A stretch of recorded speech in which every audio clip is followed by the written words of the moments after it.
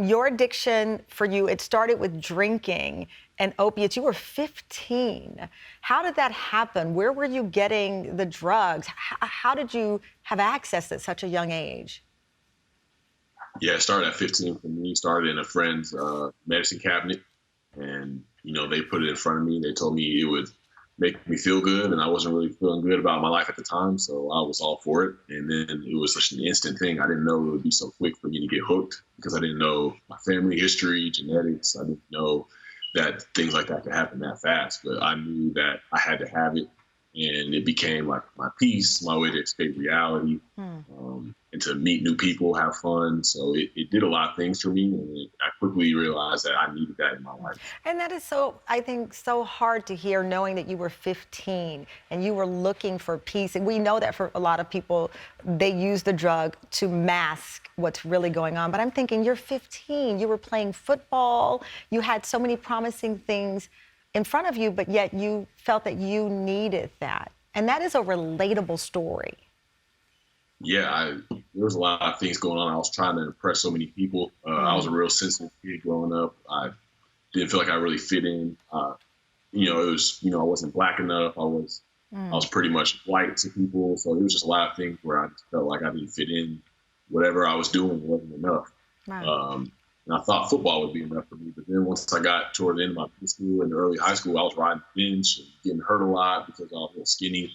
And I just felt like I had no other way to impress people but, doing drugs and things like that. It gave me the opportunity to be in front of people that didn't think I was cool before, but I thought I was cool because I was engaged in those kind of.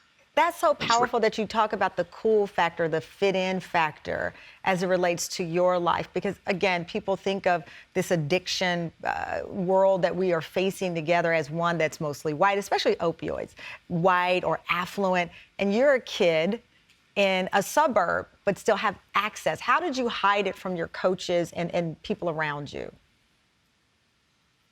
Well, I was pretty good at masking my emotions and things of that nature and hide how I was feeling. So with that, it was pretty easy for me to hide and put a front on that I wasn't doing anything because I was naturally quiet.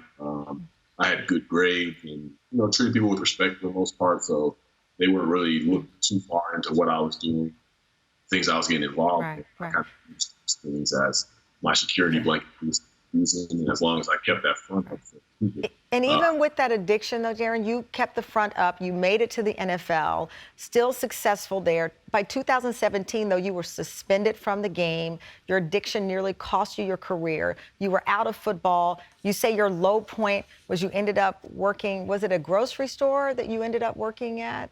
A farmer's market, which is a wonderful way to make a living. But for you, this was not your career choice. And you fought your way back. Now, here you are, you've started this foundation. What is your intention? What is your mission with this foundation?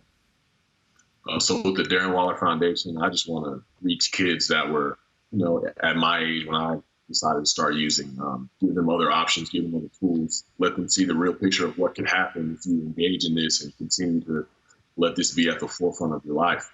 And just let them know that they can have purpose in their lives, they can have fun, their lives can be fulfilling without even having to go that route. And just help them avoid things that I had to fall on my face to learn.